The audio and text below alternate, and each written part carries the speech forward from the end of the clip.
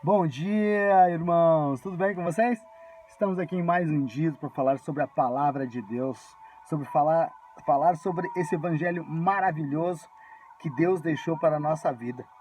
Essa bússola que nos leva à direção, essa bússola que nos leva direto ao coração de Deus, essa bússola onde a gente mostra o verdadeiro amor de Jesus Cristo, né? Eu estou lendo Atos, né? Que é um dos livros mais saborosos que tem. Todos eles são, mas Atos é muito incrível, né? Então eu estou lendo aqui sobre a passagem de Estevão. Estevão, se não foi o primeiro, foi um dos primeiros mártires em nome de Jesus, né? Ele foi chamado à sinagoga e lá ele estava sendo julgado. Na realidade, não estava sendo julgado, mas foi como se fosse um julgamento, porque no final foi dado o veredito, e o veredito foi a morte, né? Mas enfim, né? é, é difícil a gente falar de alguma coisa que a gente não conhece. Assim como é difícil você aceitar uma coisa que você não conhece. Eu li há muito tempo atrás um texto onde dizia: você mata o que você não conhece. Você mata, às vezes, por medo, né? E por você não conhecer. Então, muitas vezes, o evangelho, né, traz medo ao coração do aflito. Mas é bem ao contrário, irmãos. Eu, quando fui para a palavra de Deus, eu me senti imundo. Eu tinha vergonha de pegar a Bíblia, né? Mas assim, irmãos, a cada dia a gente vai se purificando, a cada dia a gente vai limpando essa crosta que existe em nós, né? Não estou totalmente puro, mas tento cada dia me limpar um pouquinho mais. Então vamos lá. Atos 7, vamos falar um pouquinho de Estevão. Estevão tá falando na sinagoga sobre Moisés, né? E ele está falando sobre uma passagem de Moisés, quando Moisés separa uma briga, né? Separa uma briga de duas pessoas, né? Aí, 27 vai dizer o seguinte: mas o que agredia o próximo se repeliu, dizendo: quem te, quem te constituiu autoridade e juiz sobre nós? Irmãos, é um texto que ele está falando sobre Moisés, coisa e tal, e que as pessoas falaram para Moisés: quem que te constituiu? Quem te deu a autoridade de ser juiz? Né?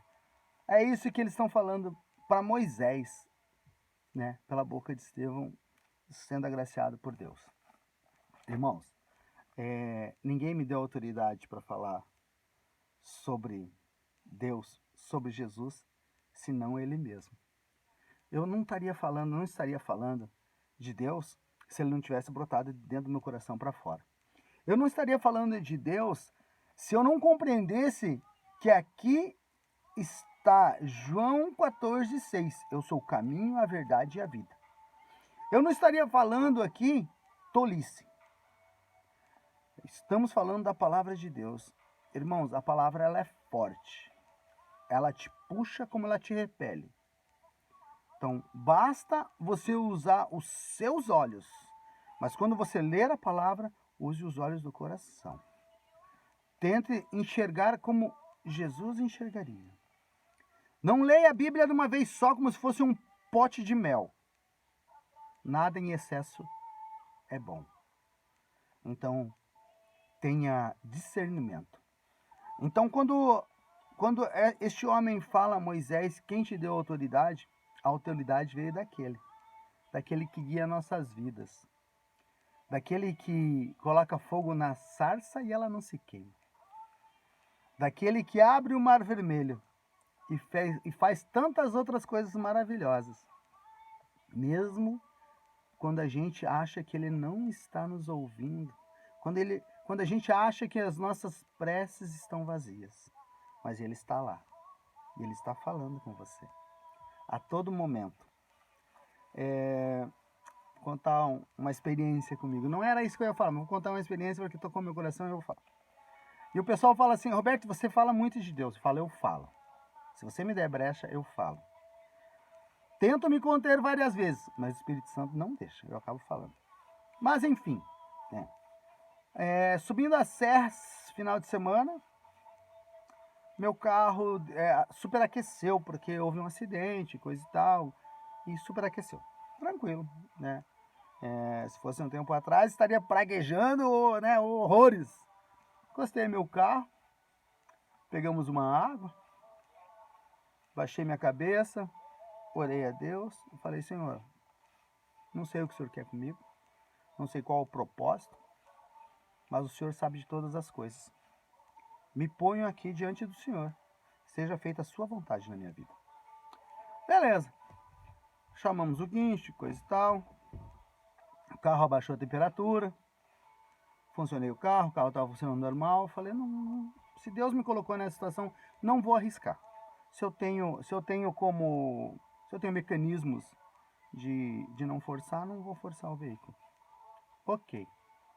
Veio o guincho, peguei o guincho, aí subi na serra.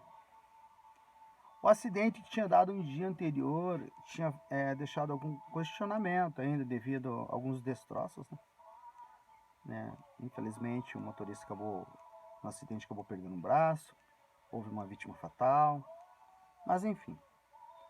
Aí entrei com o guincho, com o motorista na frente, e ele começou a falar sobre o acidente, sem eu falar nada. Eu falei assim: Deus, eu não vou falar a este homem sobre a sua palavra. Eu não vou falar a este homem o quanto o Senhor é maravilhoso na nossa vida. E subi a serra. Ele começou a falar. Ele falou: olha, aconteceu um acidente comigo também, quase igual a esse, né? E o meu patrão, antes de acontecer, falou assim: se houver algum acidente, não freia. O caminhão carregado não freia. Vai em frente. Senão você vai morrer também. E ele se envolveu num acidente há mais de 20 anos. Ele entrou numa curva a 70 carregando bobinas de papel, um peso enorme, são toneladas.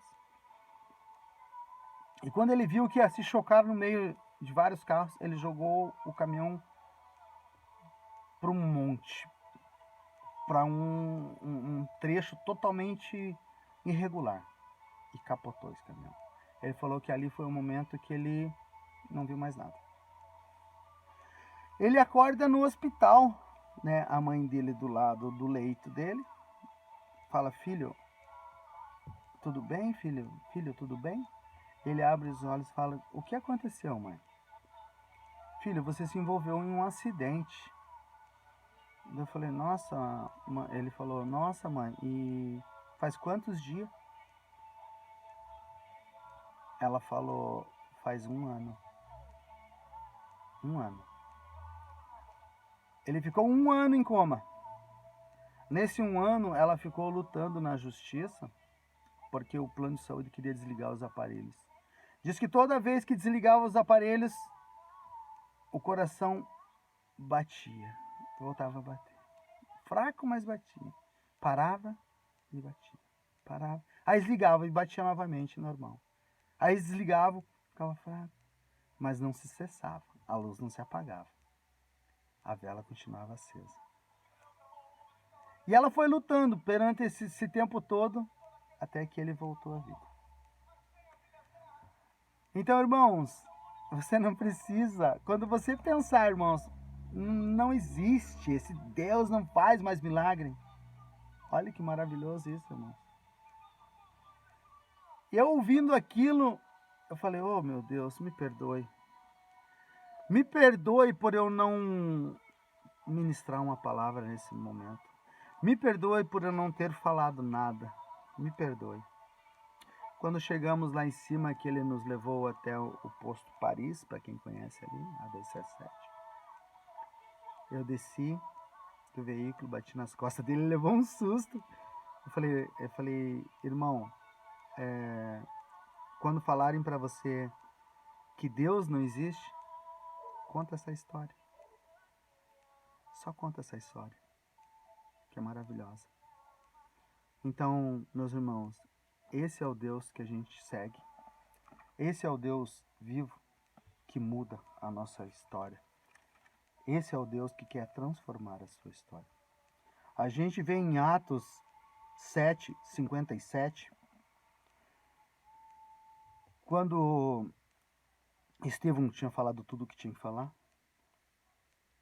eles que ouviam, eles, porém, clamando em voz alta, taparam os ouvidos e, unânimes, arremeteram-se contra ele. Não tape o seu ouvido, irmão. Não tape o seu ouvido. Quando a gente traz a palavra de Deus, a gente não quer ofender ninguém. A gente não quer que você aceite pela força. Porque se Deus quisesse, Ele mesmo faria. Ele tem o poder de tudo. Ele tem o poder sobre a água, sobre o fogo, sobre o vento, sobre o ar, sobre a terra, sobre o universo. Ele tem poder de tudo. Ele não quer isso. Ele quer que você sinta aqui, ó, no seu coração. É isso que vai fazer com que você vá para Ele. Não é o que eu estou dizendo, não é o momento de emoção, não é o teu pastor. Você vai sentindo, cada dia você vai sentindo o calor e você vai sentindo a presença de Deus, porque Deus vai usando todos que estão à tua volta para falar sobre Ele.